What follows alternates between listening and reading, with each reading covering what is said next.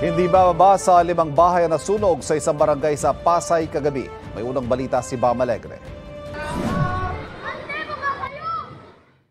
Mabilis na kumalat ang apoy sa magkakatabing bahay na ito sa barangay 183 Villamor Air Base sa Pasay bago maghating gabi kagabi. Sa inisyal na investigasyon ng Bureau of Fire Protection, hindi bababa sa 5 bahay ang natupok. Ang residente na si Mark Gusarem na bigla raw sa lakas ng paglagablab ng apoy. Sinubukan pa raw nilang apulahin noong una pero di talaga kaya.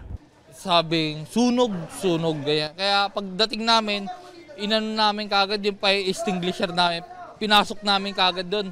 Pagpasok namin, pagkapasok namin, kumukulo na yung mga yero. Pagkakulo ng yero, hindi na kaya.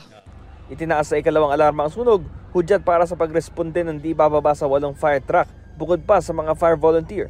Nahirapan daw ang mga bumbero dahil malayo ang fire hydrant at masisingip ang mga kalye.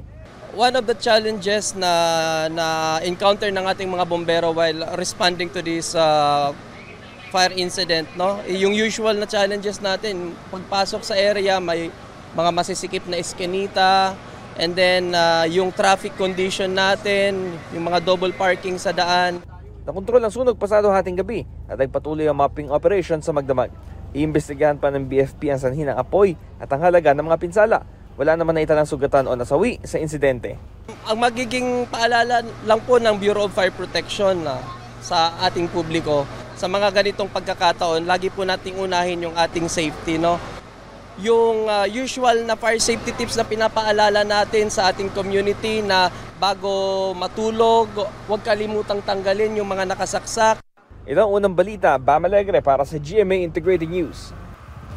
Kapuso, para laging una ka sa mga balita, bisitahin at mag-subscribe sa GMA Integrated News sa YouTube. Sa mga kapuso abroad, samahan nyo kami sa GMA Pinoy TV at sa www.gmanews.tv.